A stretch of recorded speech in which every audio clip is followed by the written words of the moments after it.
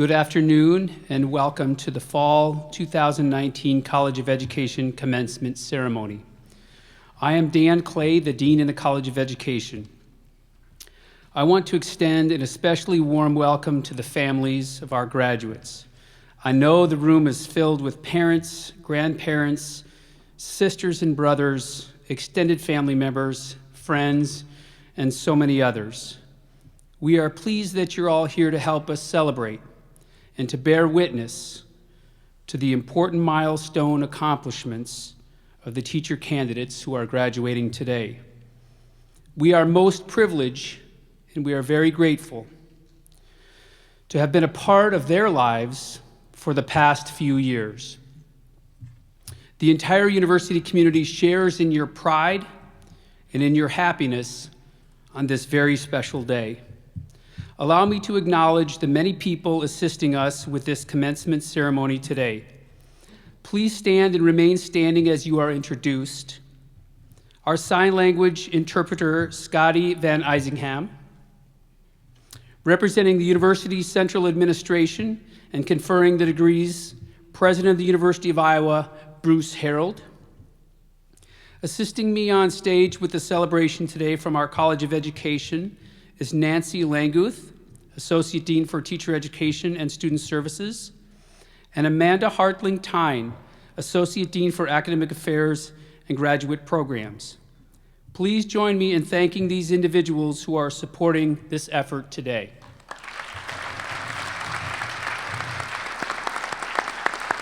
Thank you. You may be seated.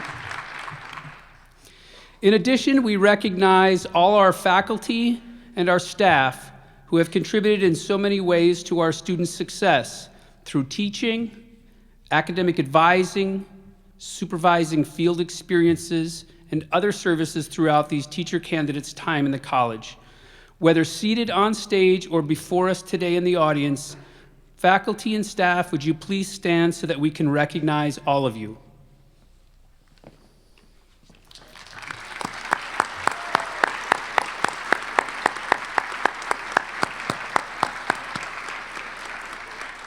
Thank you for all that you have done to contribute to our students' success.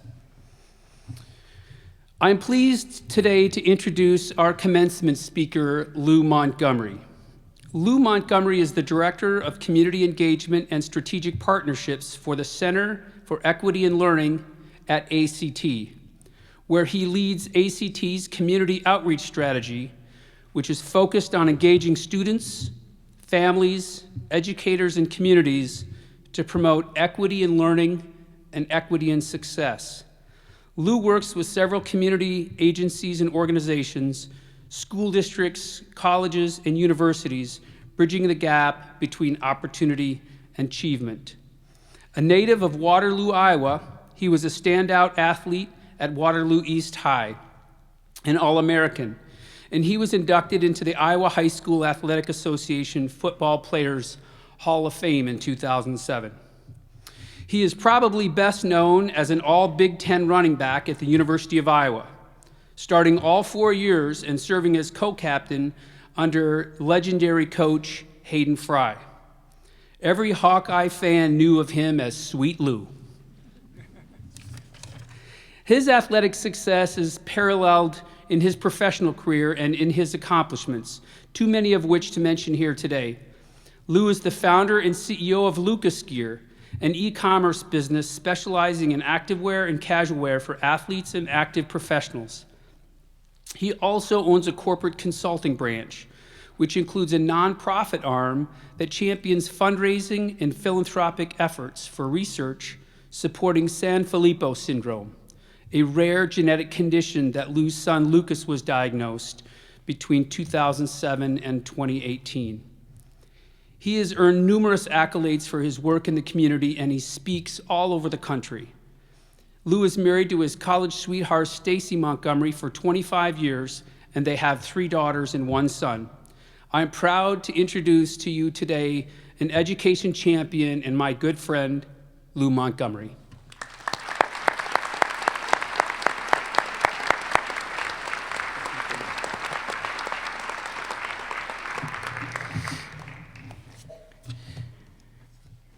Thank you, Dr. Clay, for that very warm welcome.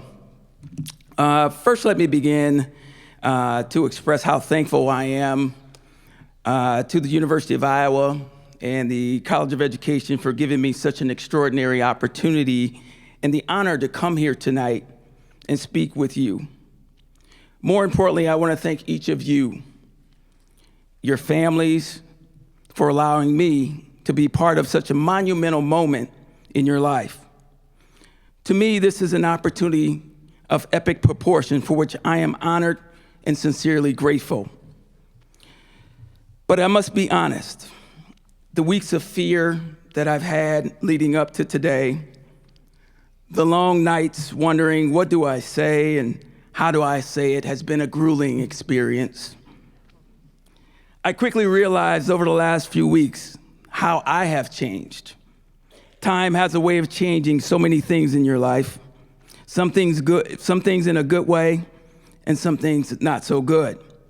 Here's an example of what I mean. Before Dr. Clay presented me with the offer to come and speak, I actually had a full head of hair.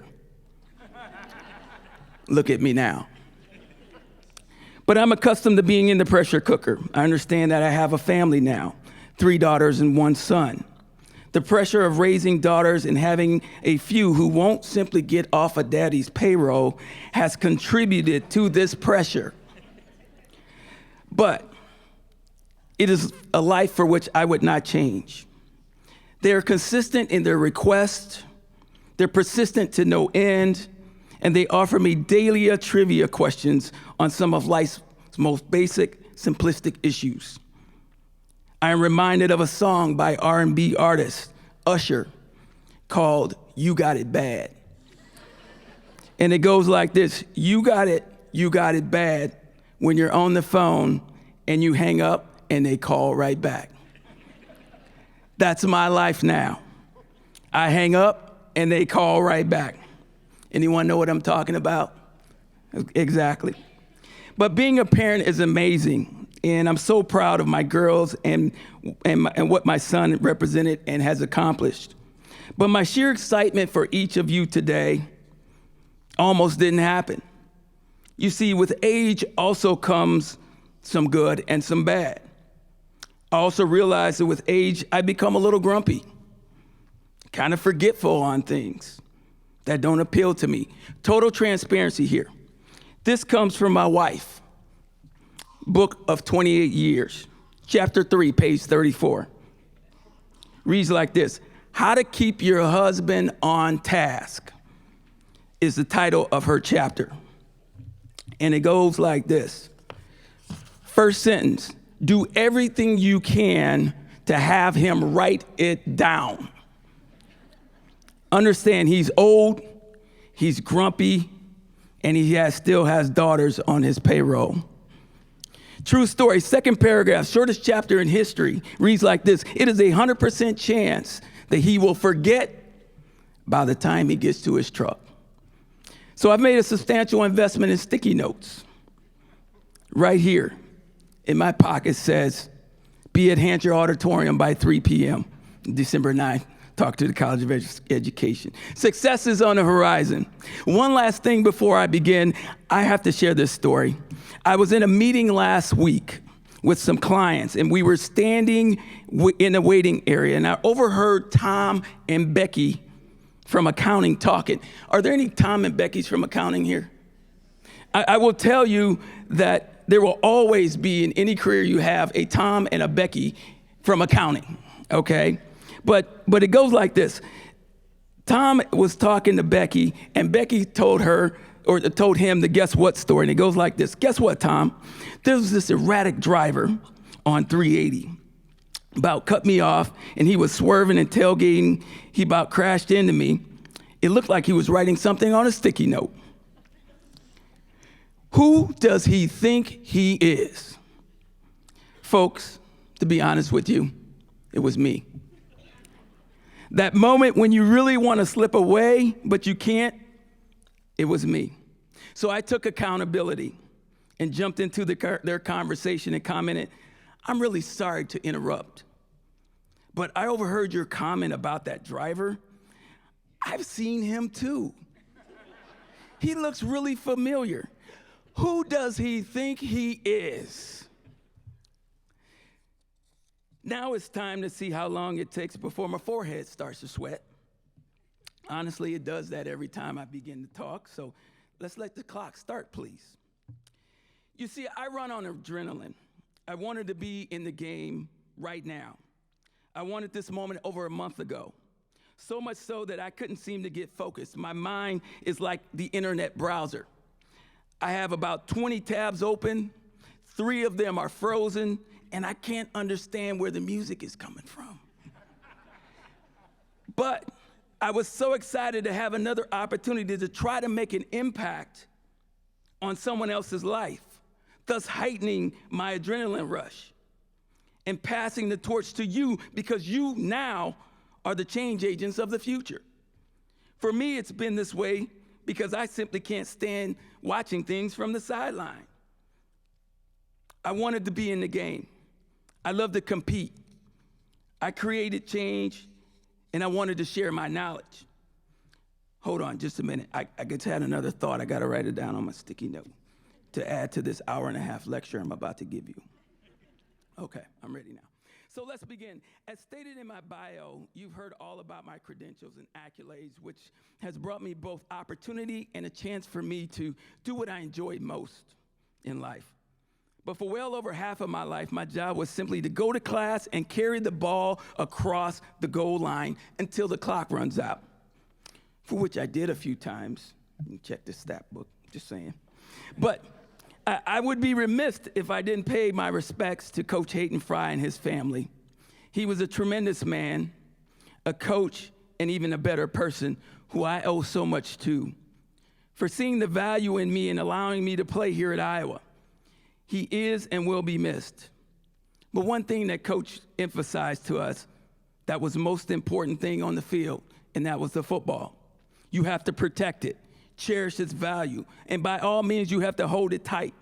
The other half of my life, present state, also involves carrying the ball across the goal line, but moving forward in life with my kids, my family, and my career being the ball. I've had to provide protection, sometimes having to hug them tight, coach them up, as Coach would say, cheer them on as they advance down the field of life. And I have to be honest, I've fumbled a few times. But most of the fumbles or false starts had to do with the fact that I lost sight of the value of the ball. The false starts were caused by not thinking ahead, having the foresight and the wisdom to see things critically happening that could be impactful, seeing things unwind right in front of me, but not paying attention. You will have to learn the difference between I and we. And remember to not let your ego get in the way of your ability to lead. I had to shake it off, get focused, get back in the game. And I ask you today, play to win. Let's note for you, I carried the ball is a space that I feel is my sweet spot. A thing called greatest strengths, a place that I wouldn't change at all. I want to be in the game when the time is running out and my family or career needs a big play. I want to be your guy. Not because I'm any better than you, but I'm confident that I can deliver what is needed to get the job done because I will and have done the work. I will be prepared and it will be done correctly. So I challenge each of you graduates here tonight to that same type of commitment to your students and to your family who rely on you. And as I look into the crowd, I see some amazing talent. Not only are you Hawkeyes, which earns you world-renowned street cred, you are this world's future. One of the things that I pride myself on is listening. My wife and kids would disagree. Well, sometimes I do. But my point is this, I love talking to elderly people who have come before me, not because they're usually the only ones who will listen to me or what I have to say, but because they provide insights into the past. One of the things I used to love to do was sit and talk with my father and my father-in-law, who shared stories with me about their time growing up and the challenges they faced being African-American soldiers fighting in wars to defend our country during a time when they were viewed as second-class citizens in their own hometowns, or hearing about stories of how education was a hard-earned badge of honor for them growing up.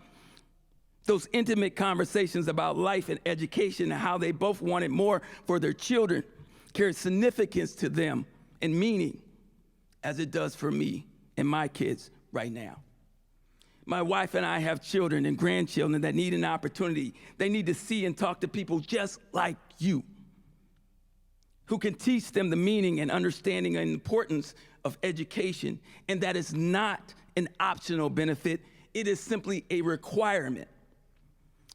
Several of you have selected your careers based off because your parents or family members were teachers or educators. I want you to raise your hand if you have a family member that's an educator. Amazing. Raise your hand if you're a first-generation student who chose education because you wanted to teach and change the lives of students around the world. Then that's your purpose. That's why you're here. This thought reminds me of the 3 bricklayers. The first one was asked, "What are you doing?" He replied, "I'm making $27 an hour." The second one was asked, "What are you doing?" He says, "I'm laying bricks."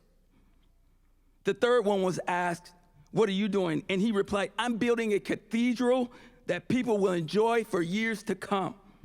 And ask yourself that question. Which one had the greatest sense of purpose? Why is this relevant now in 2019? Because you have the most power. We have the most power in our handheld technologies. We have the internet. We have all of these technology things that we have. It's more than just holding a title of a teacher. You must understand that you will have to compete, and your students will have to compete. And your students must understand that you care about them. You may have to play multiple roles, build that lifelong of learning that will last for years to come. And your students need you. This world needs you. You will be required to recalibrate an educational system that will allow them to compete globally for years to come. Yes, your friends will make more money than you, like the bricklayer making $27 an hour. Yes, you have the badge of being a teacher, but understand that teacher salaries probably aren't going to make you rich.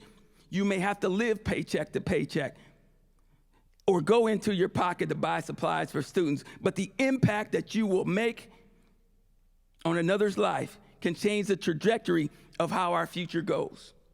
If we could quickly look at the data, poverty, food insecurities, and homelessness for children are on the rise. Our students are falling behind academically on a local, national, and global level. You and only you as teachers and professionals in the education world are the only ones that can change these outcomes. Understand this, teaching will require you to think creatively. It will force you to look at the entire ecosystem of education, take it apart, and then figure out how to put it all back together again. The work of our educators will require you to be multidimensional and try potential solutions that allow you to reach and inspire each child individually and constantly. You will be required to constantly improve your practice, master the ability to recalibrate mindsets of our children, and sometimes even your own fellow teachers.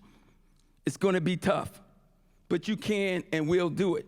After all, you are Hawkeyes. That's just how we roll. I stand before you today challenging this 2019 class and others that follow to focus your attention on the complete student. You see, it's one thing to get kids to college, another thing to get them to graduate and have an impactful future. I'm the youngest of 6 boys. I'm the youngest of 6, 5 boys and 1 girl. There are 7 degrees in our family. I tell my brothers all the time that I'm the smartest, I finished degree my fastest, and of course, the most athletic. And of course, my mom always saved me a slice of cake on Sundays that they didn't know anything about. Boom, who's the favorite? My dad worked in a meat packing plant. My mom worked in the Head Start pre-K system, saved every dollar so that us kids could go to college. Fortunately, we were all athletes who earned athletic scholarships, leaving my lone sister who went to that other school on the other side of the state where all the trees point to the east. My dad never missed a day of work. My mom made sure that we did what we needed academically to compete. Seemed like a pretty good setup. My dad taught us hard work, grit, determination, and the will to overcome obstacles despite tough circumstances. My mom taught us academics, and the need for constant learning must always remain first. Now, real quick, my parents were great parents and great leaders. And great leaders are also great simplifiers. They made sure that our lives were simple and not complicated. A great example of their ability to simplify is they named me Lou, L-E-W, 3 long letters. They later informed me that when they looked at me at birth, they knew it was going to be an uphill battle. So they thought they would help me out, kept it simple, not Lewis, not Luther, Lou. They said they wanted me to be able to spell my name in kindergarten. As you can see, they had really high hopes for my future. Love you, Mom and Dad. But quickly, it wasn't until I got to college that I realized despite all of the resources I had at my disposal, I simply was not prepared. And I struggled my freshman year. When I saw my first semester grades, I reverted back to my survival skills. I visualized all of those people who invested time and effort in me so that I can get to this point. I remember like yesterday walking across campus, riding the CAN bus, the blue and the red routes, going to class. Back then, I had a truck, a rear-wheel drive truck, and I used a whole tank of gas trying to get up the Pentecrest Hill because I couldn't get up the hill in the winter. In the spring and summer, I rode a moped, 225-pound fullback on a moped with a little flag and black smoke coming out of the back of my moped riding across the west side of the bridge. But I often thought back to those 3 educators who made a difference in my life. They shaped the purpose of who I am and was instrumental in helping me get to Iowa. They gave me the confidence to excel. My elementary school teacher, Mrs. Richardson, my middle school principal, Mr. Cooper, and probably the most influential educator, Mr. Walter Cunningham, who was my high school principal. And of course, my brothers, who simply made me tough, taught me to have thick skin and get up when I get knocked down. Every day, these individuals did or said something that gave me the confidence that I could be a difference maker, not because I could spell my name in kindergarten, but they knew I wouldn't quit. So instead of being the stereotypical black athlete, I changed the narrative, the black student athlete. I remember being in a class of 200 students, being the only black student, and I experienced culture shock.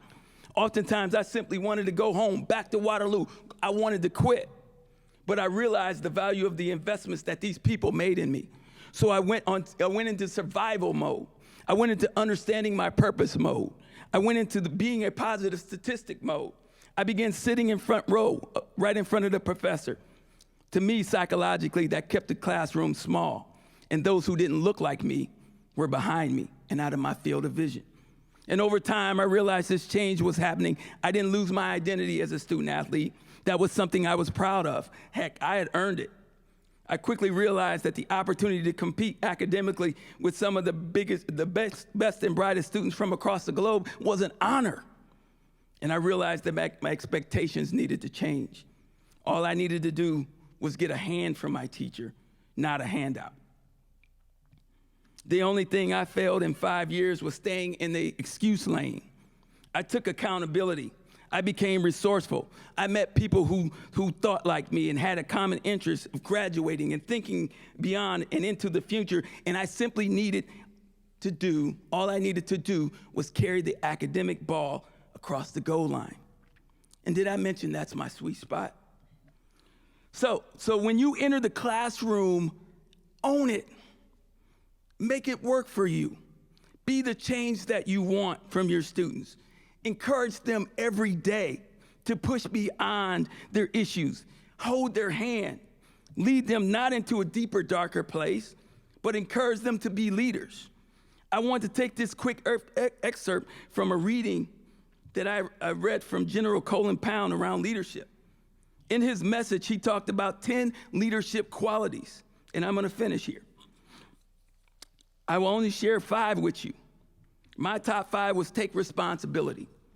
Sometimes people will get angry at you because of how you handle a situation. You have to own it, do the right thing, do what makes sense, and finish the job. Number 2 is perception. Fit no stereotypes. The situation will dictate which approach is best for the leader to take to get the desired results.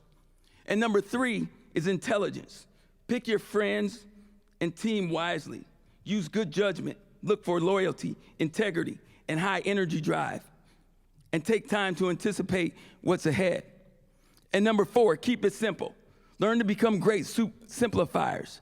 In order for you to lead, you must be able to cut through the argument, the debate, and other solutions, and create solutions that everyone can understand. And number 5, which I think is the most important, you have to be accessible. The day your students, employees, friends, or children stop coming to you with their issues is the day that you stop leading them. They've either lost confidence that you can help them or concluded that you simply don't care. Am I sweating yet? All right, good. In closing, I have often asked, why do you get up at 4:30 in the morning every day? Every day, I get up at 4:30 in the morning. My thought process is there's 86,400 seconds in a day. Time operates much like a bank account. Each day, you're given 86,400 seconds at the stroke of midnight. It doesn't allow you to carry over any unused balance from the day before. You can't borrow against tomorrow's deposits for today. And at the stroke of midnight, it resets to a new 86,400 seconds. If it was truly a financial bank account with money in it, what would you do every day? Anybody know? You'd spend it. You would spend every single bit of the $86,400 that's in that bank account. You would spend every dime every day because it's going to renew at midnight. That same is true with time. Time is a coin you can only spend once. And once it's gone, it's gone. You simply can't get it back. My son, who was a special needs child, passed away in 2018. I learned the value of time from him. We spent every single second together, and I wanted it that way. I have no regrets. My time was well spent, sometimes staying up 24 hours a day to care for his needs, to make sure his needs were managed. There was no time for me to enjoy life's offerings because I wanted to be with him. The value in that analogy is a sustainment of appreciating the value of time and learning how to tackle all of life's challenges through tough, non-traditional issues and conditions. So I encourage you as graduates not to look at where you've been, but where are you going? I saw something interesting that I think is fitting today. In the 2008 Olympics, not today, I saw it back in 2008, but in 2008 in the Beijing, China Olympics, gold medal winner and decathlon athlete Brian Clay, not Dr. Dan Clay, although I know Dr. Dan Clay got some math skills too. But what was interesting is that Brian Clay finished in last place in the 1,500 meter race. And as I sat there and watched his opponents lap him one by one, it was simply difficult to watch as the cameras and commentators raved about this athlete who was clearly in last place. I found myself stunned and confused watching this grueling athlete finally cross the finish line. And I couldn't understand why. Why was so many people focused on one person who finished dead last? Watching the pain on his face as he approached the medal stand, he took his place, ironically, on the gold medal podium. I'm still confused by this. It quickly dawned at me that I only had seen part of the race. I failed to realize that Clay had accumulated enough points earlier in the decathlon to win the entire event. All he had to do was finish the race. My point is this. There will be times when your students may feel like the race is lost, but you must understand the complete picture. Teaching is tough work, and some days you might not see the evidence that your efforts are paying off. There will be times when you feel like you have to go at a breakneck pace to get things done, but understand that you are prepared. You have the heart and the courage and the mental toughness to deal with and manage any and all social and emotional disruptions that may happen in the classroom. Because of your diligence, your hard work, your commitment, and the dedication to your trade, I challenge you today to go out into this world. Listen more than talk. Change the trajectory of our students of the future. Become the leaders, as General Colin Powell stated. Understand that you must equip your students with enough points to win the race of life. All you have to do is teach them how to finish the race. My final comment, never forget you are connected to a world-class support system of peers and those here at the College of Education who have challenged you, who care about you, and have cheered you on. Best of luck, class of 2019, and with all means, go Hawks.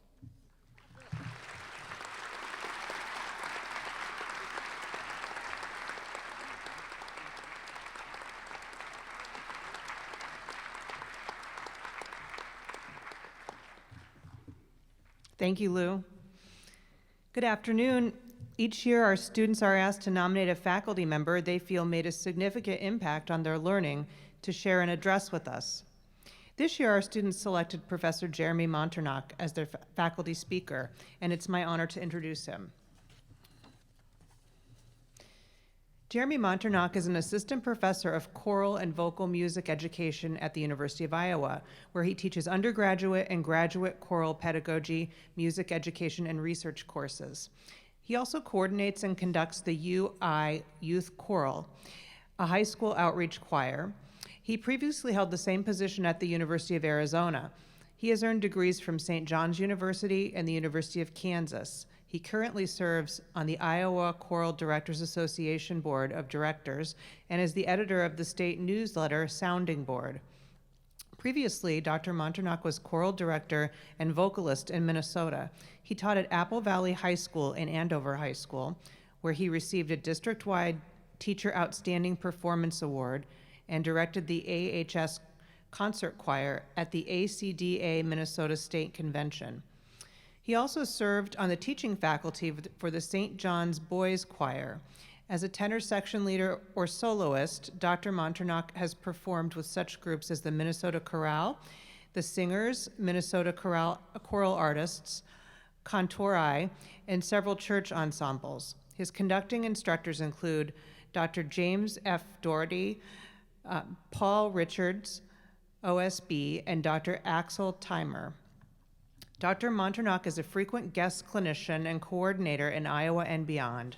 He has conducted all conference, all region, or all city honor choirs in Arizona, Colorado, Iowa, and Kansas. He also recently served as the conductor for the Kansas Middle Level All-State Choir and the Idaho All-State Treble Choir. Dr. Monternock serves on the editorial board of the International Journal of Research in Choral Singing and the Journal of Research in Music Education. His research interests include choral conducting, gesture, and singing efficiency, choral and vocal acoustics, and pre-service teacher voice use. His refereed research presentations include conferences of the National Association for Music Education, American Choral Directors Association, the International Physiology and Acoustics of Singing, the Voice Foundation, the Acoustical Society of America, the Pan American Vocology Association, and the Iowa, Kansas, and Arizona Music Educators Association. Please join me in welcoming Professor Jeremy Monternock to the podium.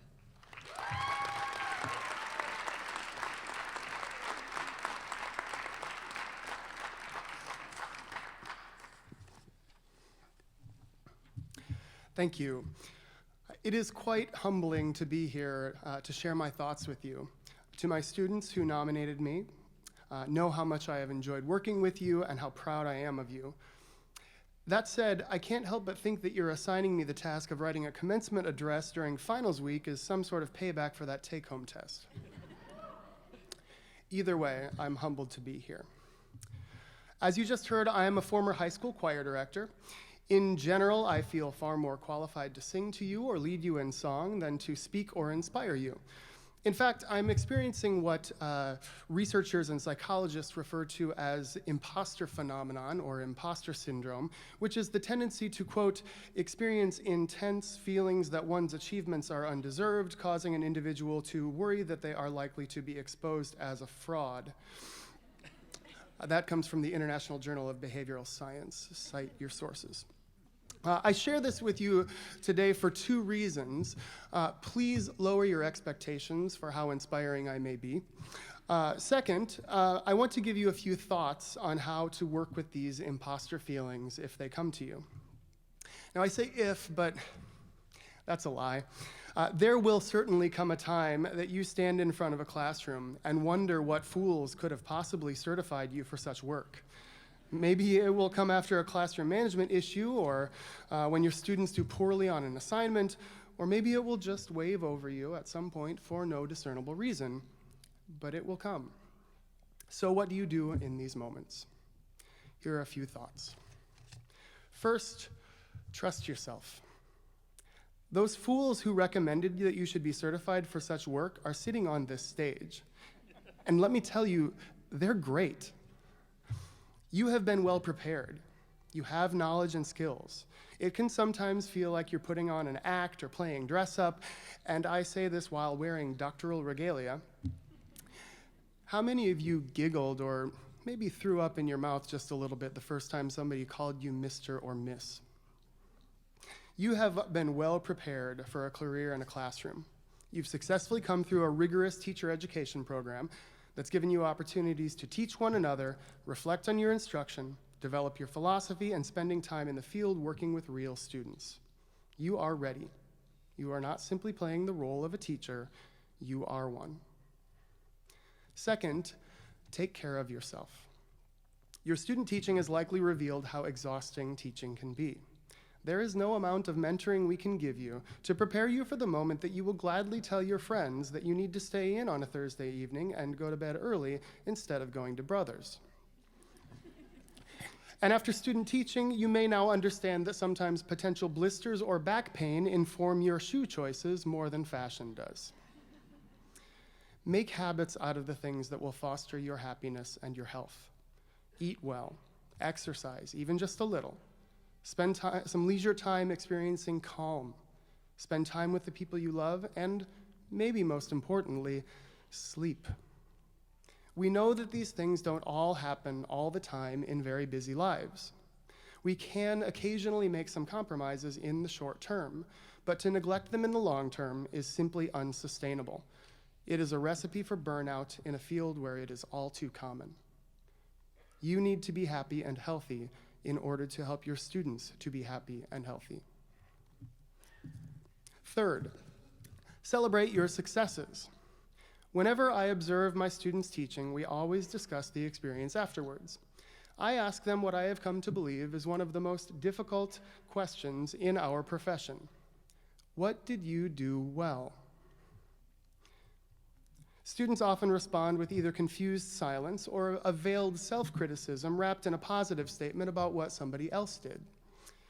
We rightly seek to understand and remedy the moments in which we missed our target, the moments sometimes referred to as failures. Failure is a misnomer.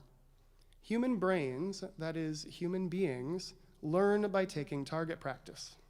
We try something, see what happens, and we adjust.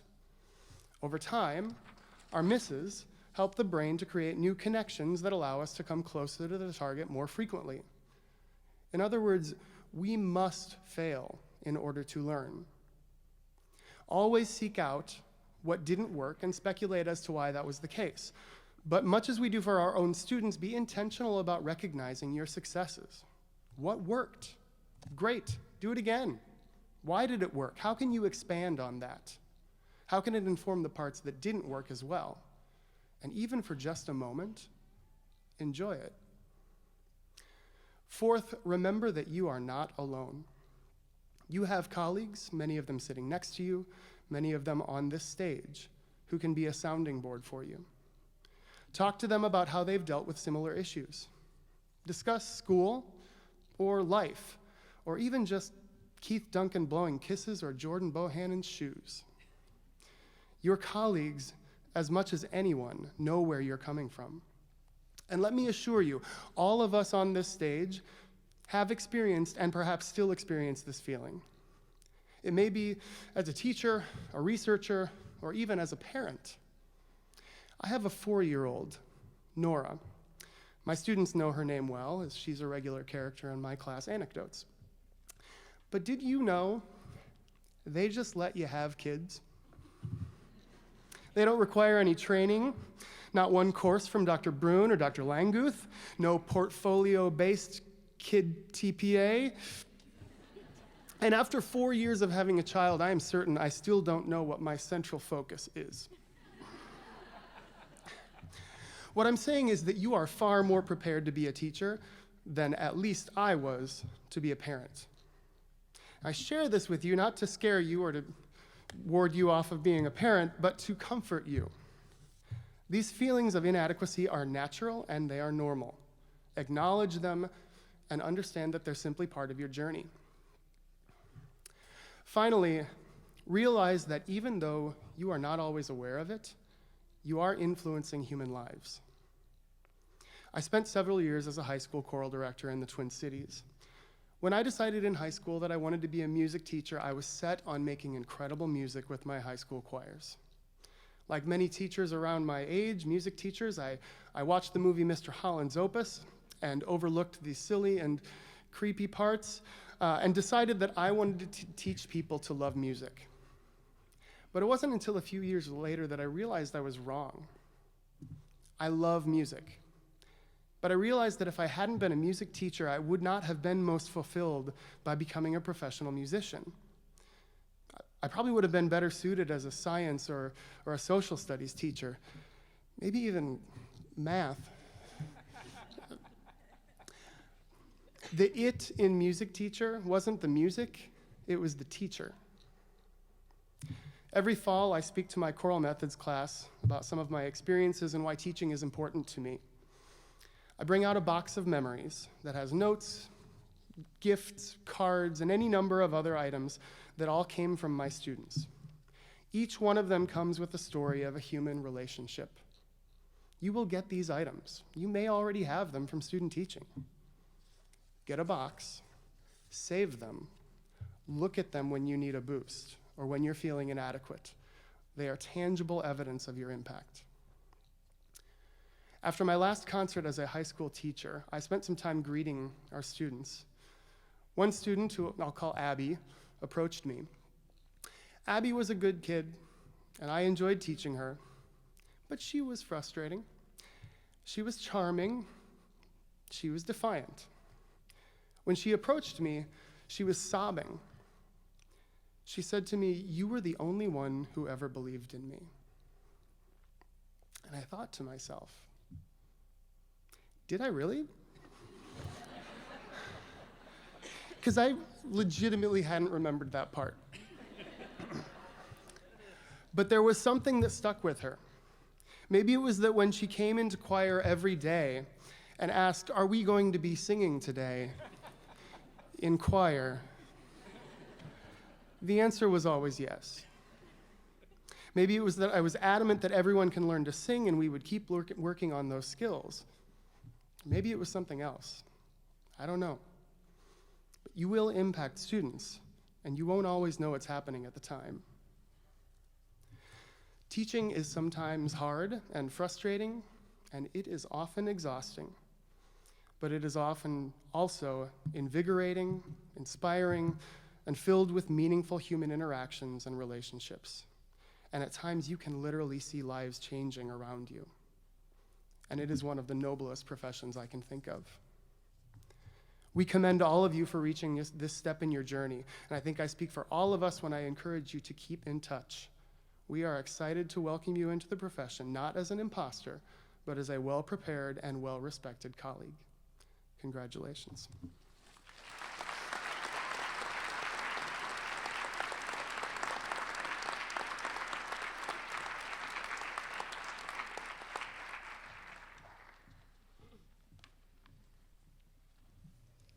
Thank you, Jeremy.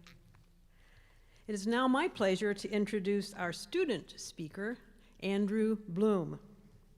Drew Bloom was raised by a couple of Hawkeyes in Cedar Rapids, Iowa. After graduating from Linn-Mar High School in 2011, Drew wasn't sure what he wanted from college, so he floated from major to major, school to school, until he landed in Iowa City. He decided to study Arabic and the Middle East at the University of Iowa, eventually receiving a Bachelor of Arts in Middle Eastern and Islamic Studies. After spending 9 months in Morocco and an additional 9 months explaining his degree to family and friends.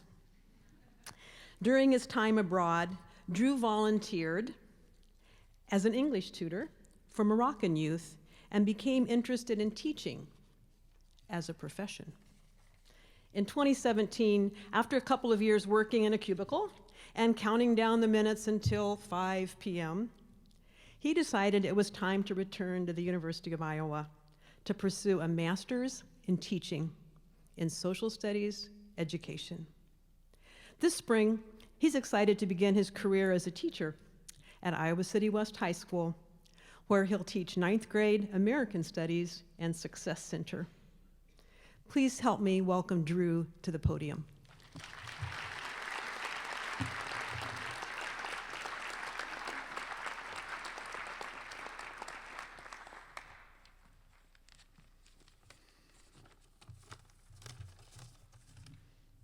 Hello, everyone, and welcome.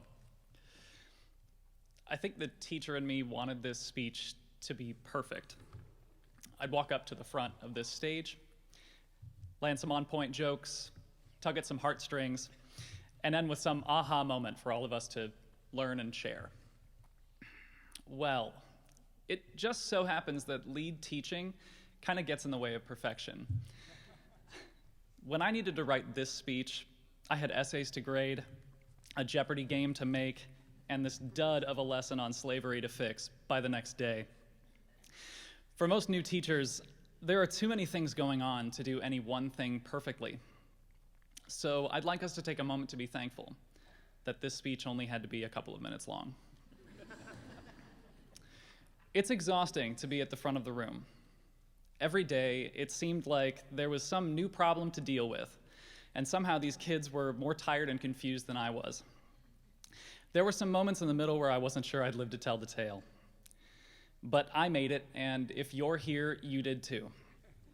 And when I look back on that time, I'm able to leave behind all that stress and chaos that came with each day. If I think enough, what I find sticking with me are all these little moments.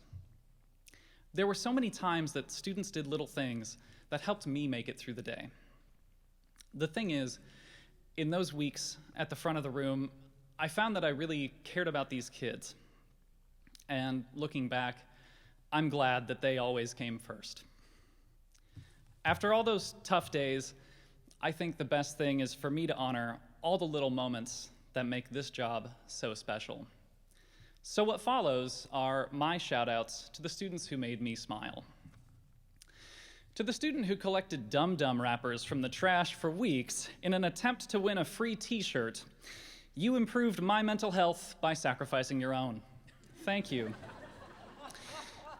To the students who asked if I'd ever considered a job in radio and didn't follow that up with, because you have a face for radio, thank you for missing out on a great burn and making sure that I have a plan B.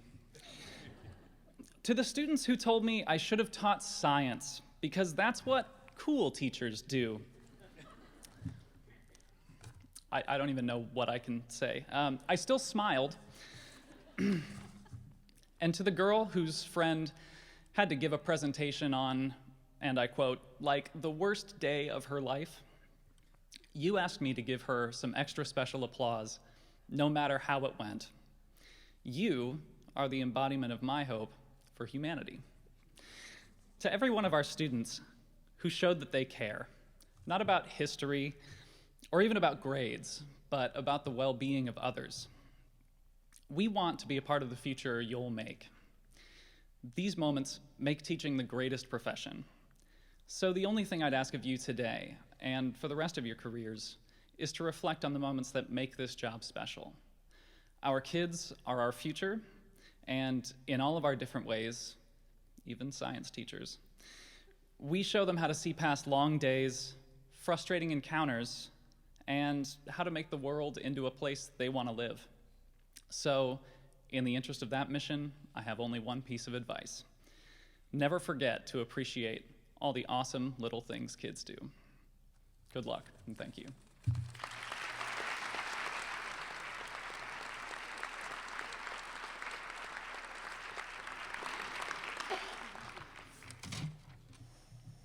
Thank you, Drew. The College of Education is approved to offer Bachelor of Arts majors in elementary education, art education, English education, foreign language education, mathematics education, music education, science education, and social studies education. We are pleased to have the University of Iowa President Bruce Harold with us for conferring of this degree. Please join me in welcoming President Harold to the podium.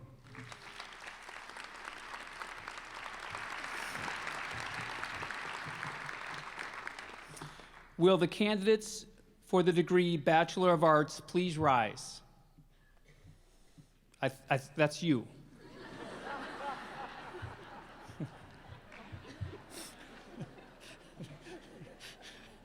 Unless, of course, you don't want to graduate, you can sit back down. President Harold, these candidates, having completed all the requirements for the degree Bachelor of Arts, are recommended to you by the faculty of the College of Education for the conferring of this degree. On recommendation of the faculty of the College of Education and by the authority vested in me by the Board of Regents, State of Iowa, I confer on each of you the degree Bachelor of Arts in Education as qualified and designated. Congratulations.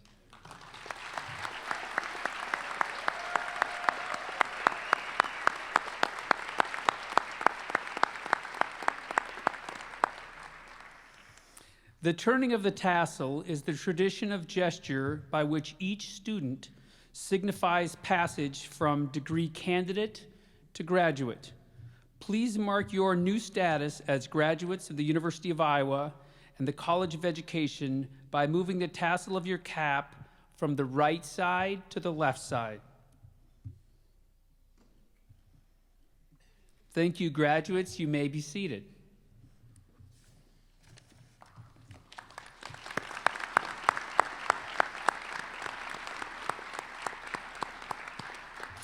Now, I would like to invite Associate Dean Nancy Languth to the podium.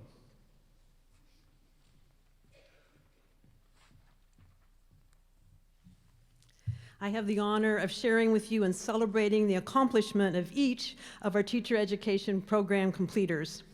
At this time, will the elementary education program completers, followed by the secondary education program completers, please come forward to receive formal recognition.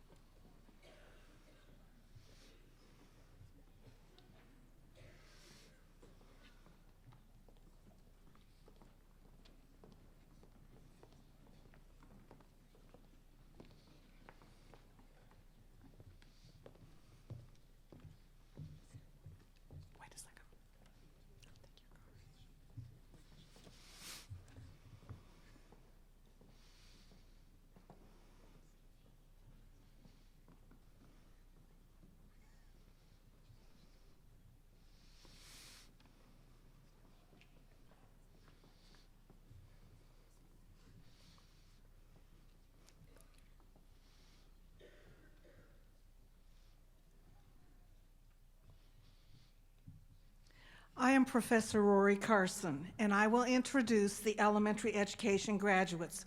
Please hold your applause until all of the graduates have been recognized. Andrea Steffensmeier.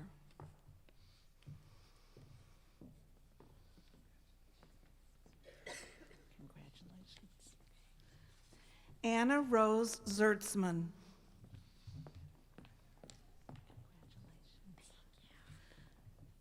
Fatima Cabrera Razo.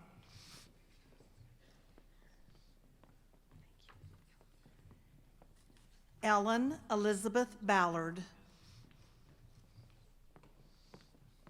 Congratulations. Sydney Audy.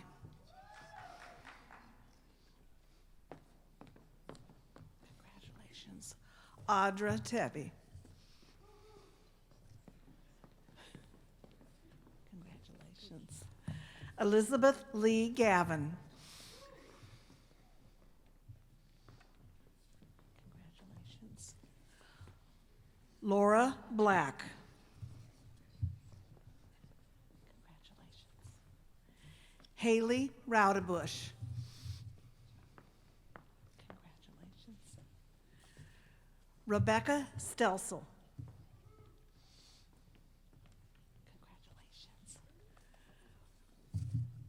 Brooke Bockenstedt. Congratulations. Nabeeha Pasha. Congratulations, Maddie. Maddie Mikkelsen.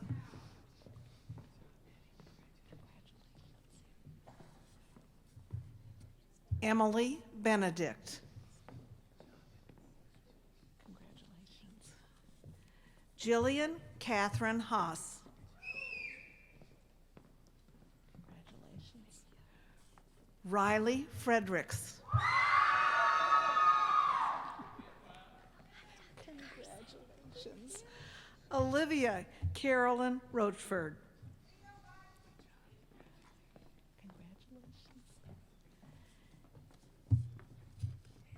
Kathryn Pearson.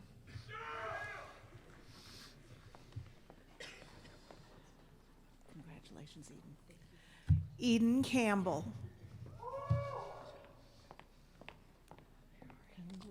Thank you so much. Michelle Malley.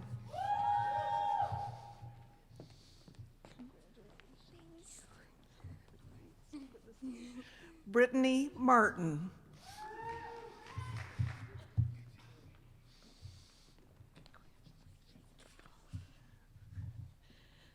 Elle Creighton.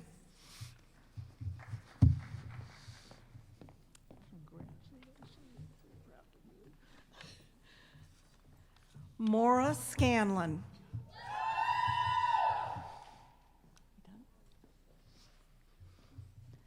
Please join me in congratulating the elementary education graduates.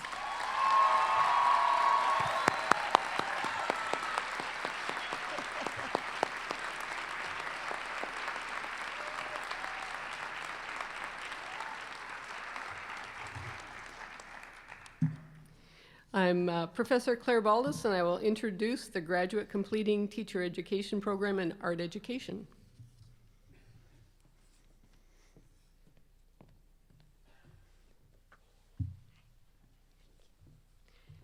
Annie Peters.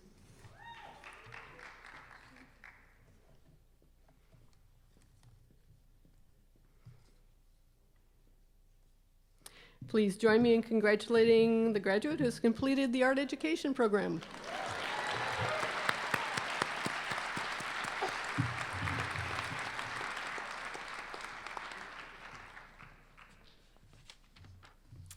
I am Professor Amy Schultz, and I will introduce the graduates and those completing the teacher education program in English education.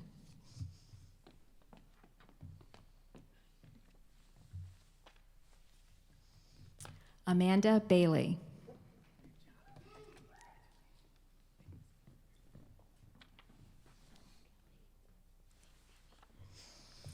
Kelli Neuhring.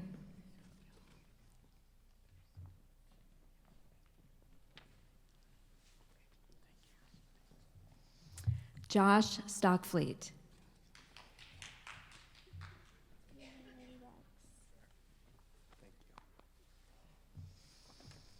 Rex Connor.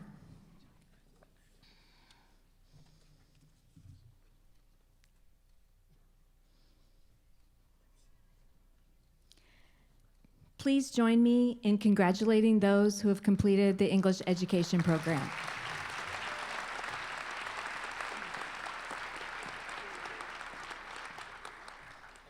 I'm Professor Pam Wesley, and I will introduce the graduates and those completing the teacher education program in foreign language education.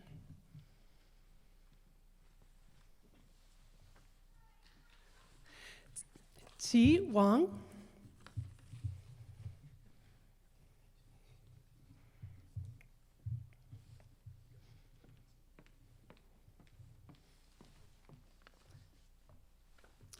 Monica Aparicio Ruiz. Please join me in congratulating those who have completed the foreign language education program.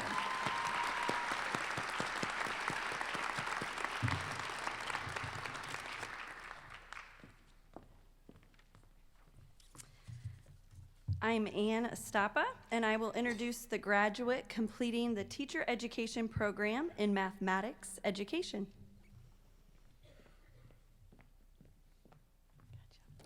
Ariel Kartika Samadi.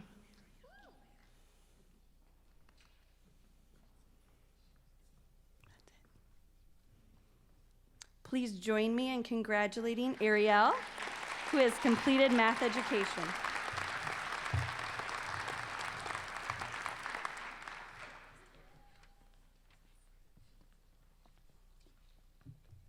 I'm Professor Jeremy Monternock, and I will introduce the graduates and those completing the teacher education program in music education.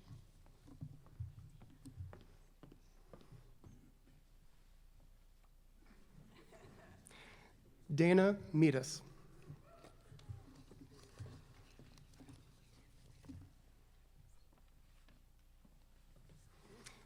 Molly Carroll.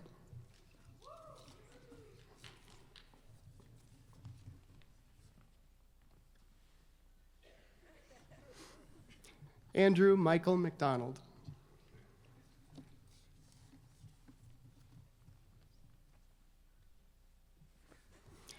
Craig Hatter.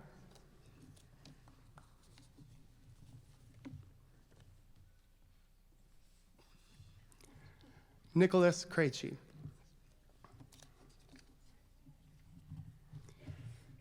Please join me in congratulating those who have completed the music education program.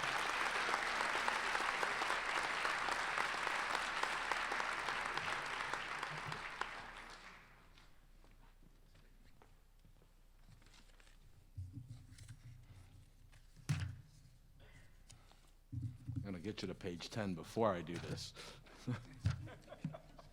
I'm Professor Greg Hammett, and I will introduce the graduates and those completing the teacher education program in social studies education.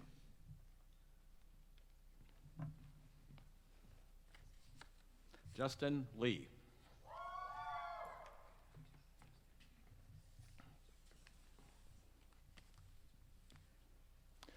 Caleb Pavan.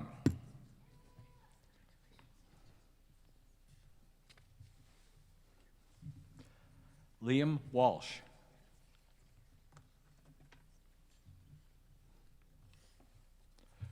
Joseph Gephardt.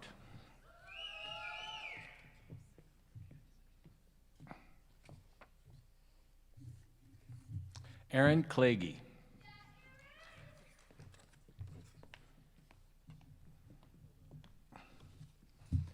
Annie Ann Klusak.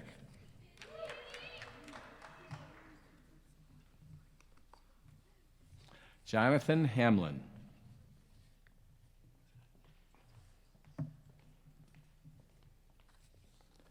Andrew Bloom.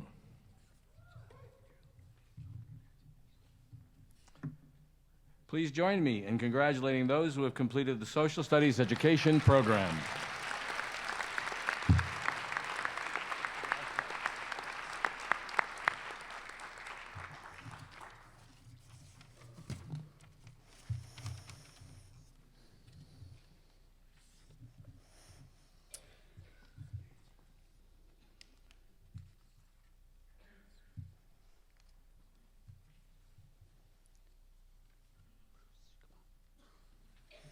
Ladies and gentlemen, University of Iowa President Bruce Harold and I ask the University of Iowa candidates for licensure to teach elementary and secondary education in the state of Iowa to please rise.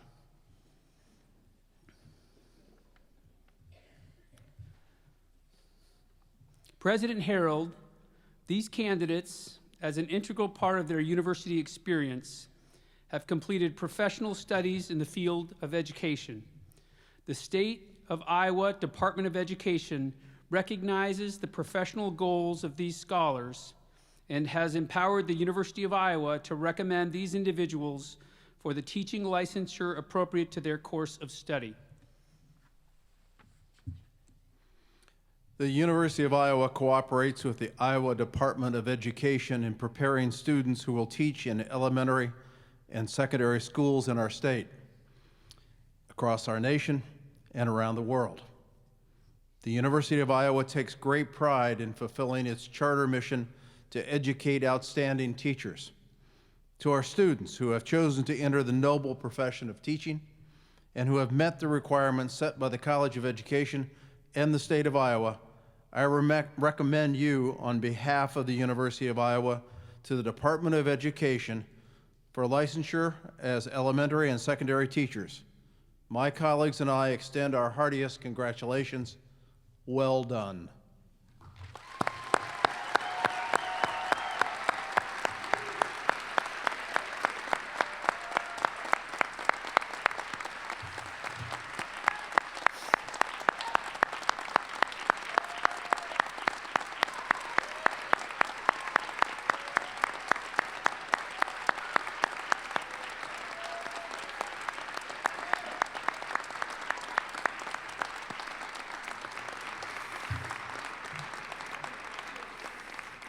You may be seated.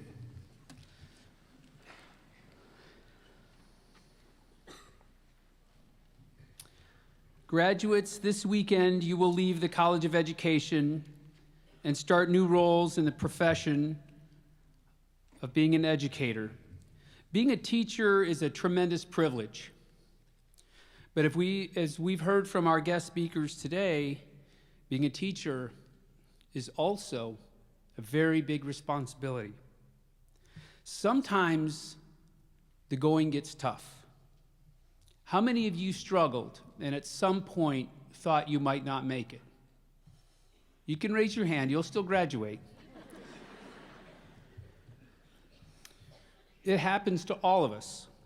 And there will be kids in your classrooms who feel that very way. They have the same fear that they won't make it.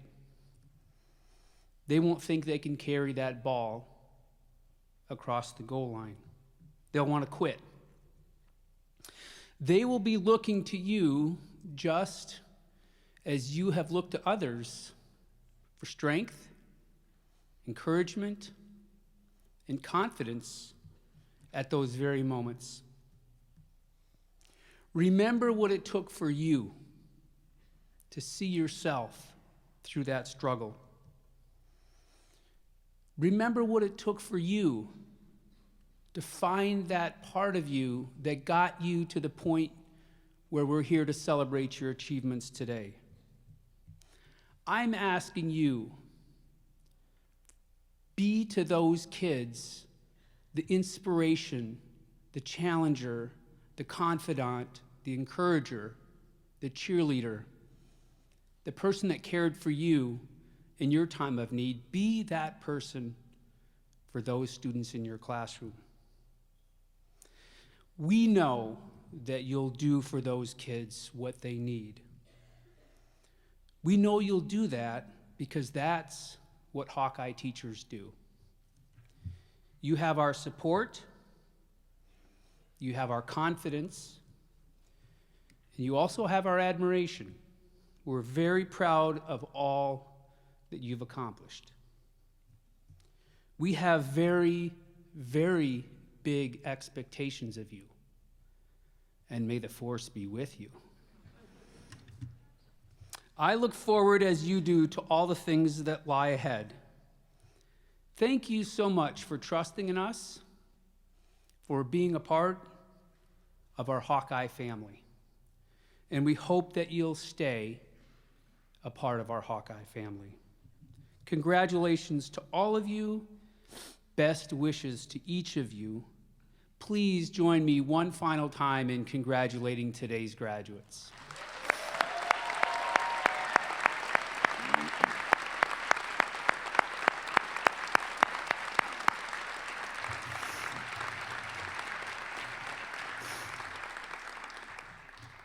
We welcome you all to join us for a reception immediately following the ceremony on the second floor in the Stanley Cafe and also on the first floor Smith lobby. Refreshments will be served. We will also be joined by Herky as we continue to celebrate the impressive accomplishments of all these teacher candidates. I kindly ask that the audience remain seated until the graduates, platform officials, and faculty have exited. Thank you for coming, and we look forward to seeing you at the reception. Thank you.